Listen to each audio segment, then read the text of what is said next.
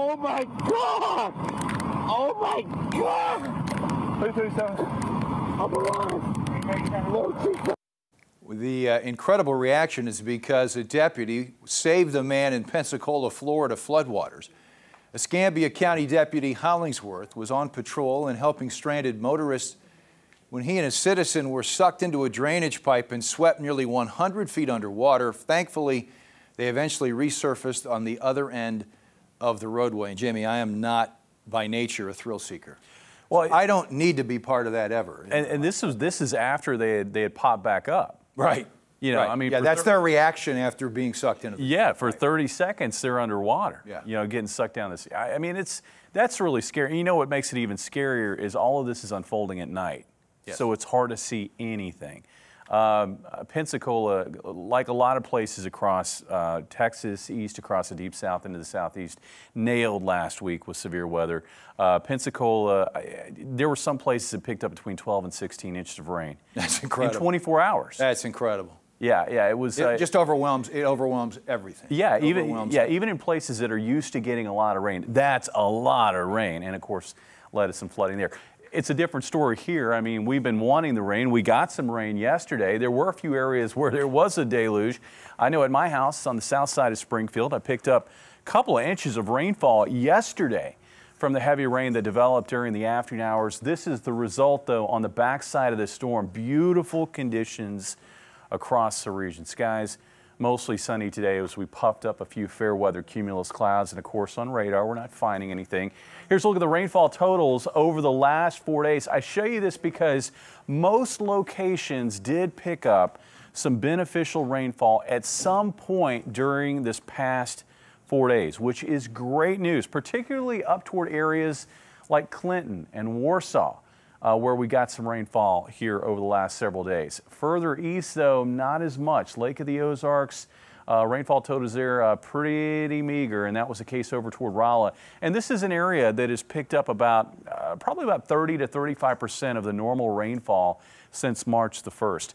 The rains were a lot more healthy across southwest Missouri into north central areas of Arkansas. You can see this area here from Ava down into the Mountain Home area. Some places they're picking up 2 to 4 inches of rainfall over the last 4 days. Looking at some of the official reporting sites, Joplin about 1.5 inches of rain, West Plains 1.25 inches, here in Springfield over 1 inch.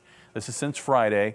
Of course, down in Harrison, Arkansas, not as much, and certainly up toward Rowell, Vichy in that area, just shy of 1/10 of an inch of rainfall. I mean, it's nice to get the rain, but those areas need a lot more in the way of rainfall. That storm that brought the rain yesterday, swirling away now across Kentucky. You can see it pretty easily right there. We've got some showers within that storm system. There's a front that's draped across the south, and then that stretches back toward southern Oklahoma.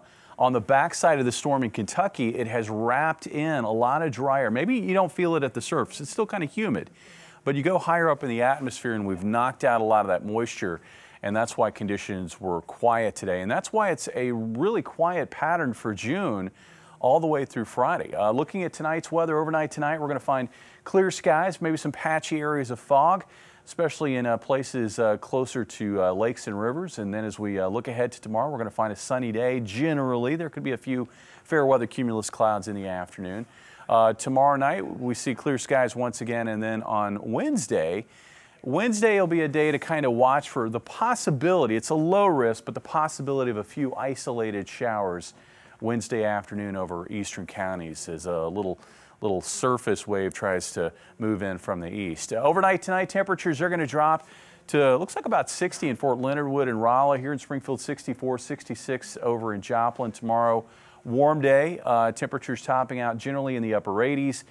And then as we get into Wednesday, it looks like we'll see highs ranging from the low to mid 80s east to upper 80s west, about 87, I think, here in Springfield. And again, this area I have shaded in green, Rolla south down to Mountain Home. I think that's going to be a zone there along Highway 63 where there could be a couple of showers that try to develop during the afternoon. Now, later this week into this upcoming weekend, especially as we get into Saturday, hot weather will build across the middle of the country, but it looks like that heat is going to get knocked down, at least temporarily, by a system that'll swing through the Great Lakes Sunday into Monday. That should push a cold front into the area on Sunday, and that should help to boost rain chances maybe late Saturday night, and then on and off throughout the day on Sunday before things dry out again early next week. That really, realistically, is our next and only shot at some rain over the next 7 days. You can see also the heat that tries to build with a high of about 91 on Saturday. Bailey? All right, thanks, Jamie.